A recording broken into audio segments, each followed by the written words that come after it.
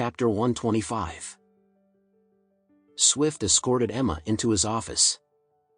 The moment the door was closed, a flash of lustful desire appeared in Swift's eyes. He locked the door quietly and invited Emma to sit on the sofa.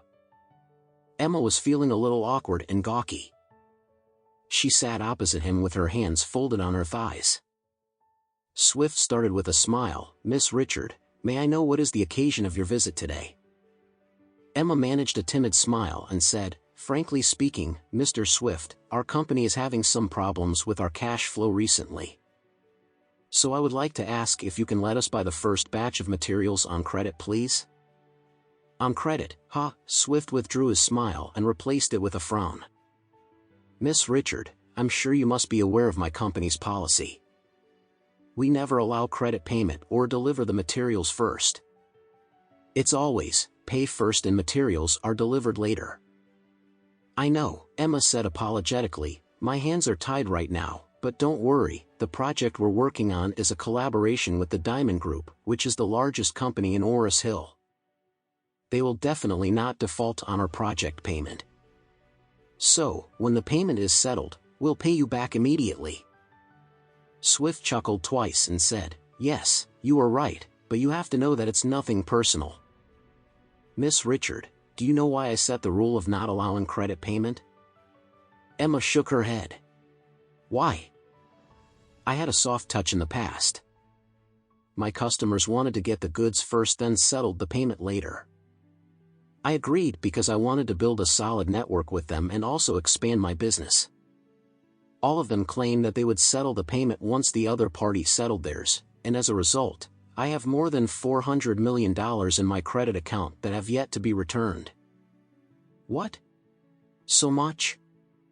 Emma was surprised by the number.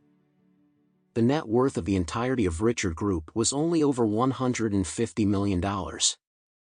But the debts that were owed to Swift were more than $400 million. Swift shrugged helplessly and sighed. "Well, what can I do? The partners that owe me money, they all said the same thing, 'Oh, I'll pay you soon, I'll settle it soon,' but they never did." Then, he shook his head in dismay. "Lastly, I have no choice but to cut off all the collaborations that were on credit. You can get the goods here, I have all the stocks that you want, but you must pay first." Emma pursed her lips in disappointment. It seemed that her request was rejected. However, she also knew that since he had this principle, it wasn't nice to ask him to go against his own principle. So she stood up and said, "I'm sorry to bother you today, Mr. Swift. I'll go back and talk to my grandmother and see if we can raise the money as soon as possible for your goods." Swift instantly said when she got up to leave, "Hey, Miss Richard, what's the hurry?" Then, he rose to his feet and continued, "The things I said just now, it refers to the common partners, but you, Miss Richard, are a different case." Emma frowned in confusion. "What do you mean, Mr. Swift?" Swift squinted seductively at Emma. Honestly speaking, Emma was so beautiful. She was so beautiful that he couldn't breathe. For the past few years, all he saw was the old nagging witch at home. That ugly and shriveled woman was nowhere close to Emma's beauty. Emma's impeccable look paired with her hot figure, her physical features made her the perfect woman ever existed. Why didn't he have such luck to have her as his wife? Why did such a superb woman marry the infamous loser in town? What did her deadbeat husband have that he didn't? He had a lot more than the loser could offer.